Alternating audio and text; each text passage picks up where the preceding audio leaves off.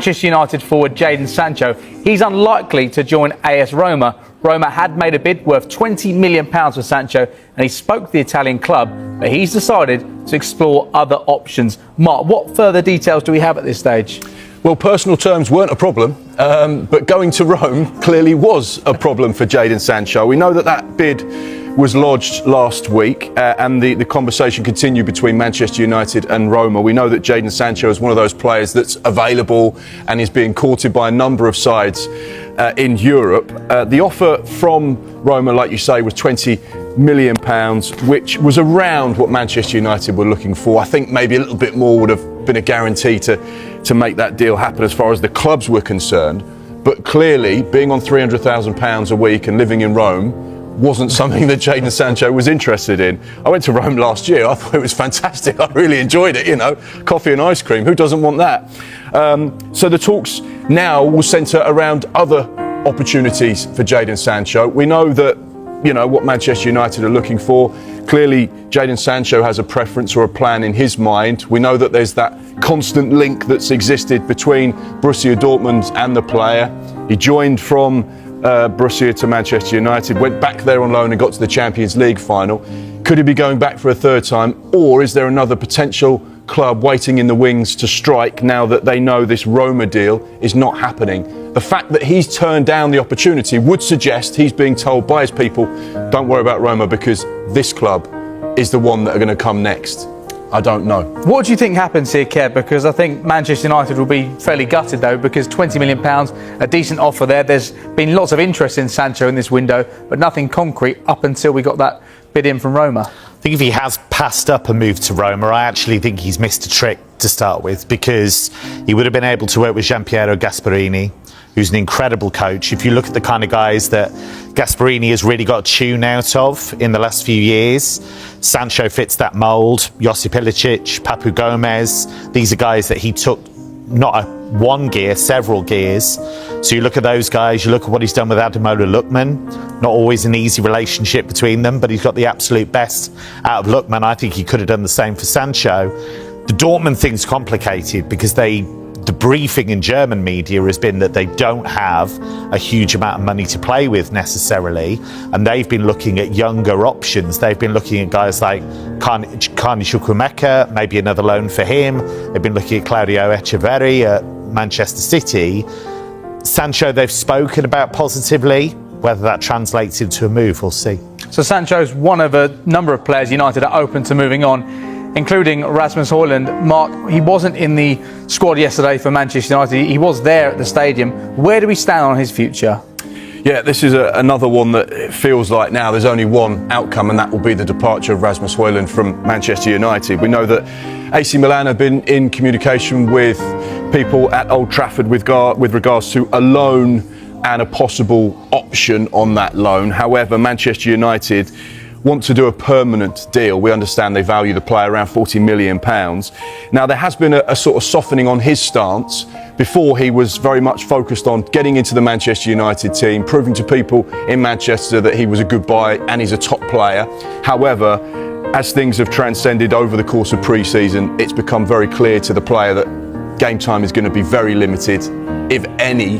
Therefore, particularly when you look at the weekend where he's not involved at all in the matchday squad, he now needs to explore those options. AC Milan being an option. We know that there are other sides in Serie A that are interested in Rasmus Hojlund. There was talks potentially about the option for him to go to Leipzig as a part of that Šeško deal, but that didn't materialise. But it feels like at the moment AC Milan are at the front of the queue with regards to any potential deal with Rasmus Hojlund. But once again, because of that investment from United, they're going to have to get some strong numbers on the table.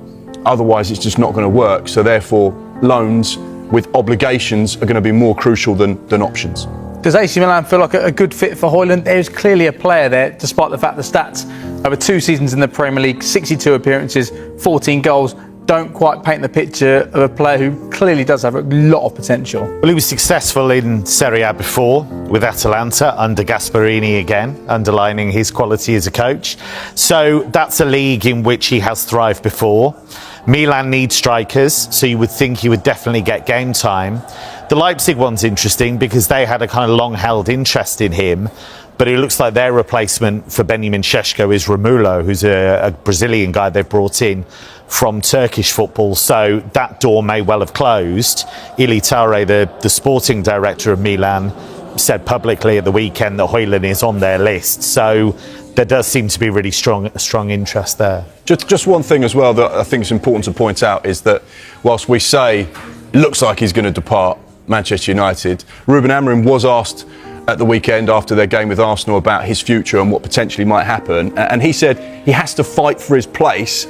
We will see what's going to happen. Rasmus has the same characteristics as Benjamin Šeško, so sometimes we need to choose.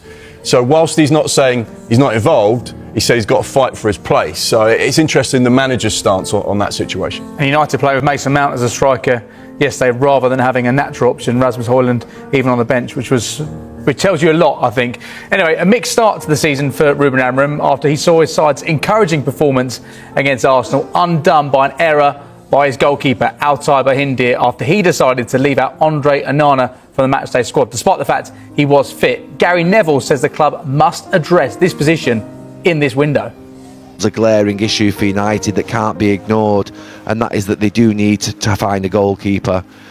They have to. I'm absolutely unequivocal on that. The two that you look at that that were mentioned in the last few weeks is Martinez and Donnarumma, and the reason I say that those two would be good goalkeepers for Manchester United is not necessarily because I think they're the best goalkeepers in Europe or that they're amazing. I think they've got big personalities and characters. You've seen Donnarumma in a European final for Italy save those penalties. He looked like a giant. You've seen him play for PSG in huge games under pressure. You've seen Martinez play in World Cup finals and win a World Cup.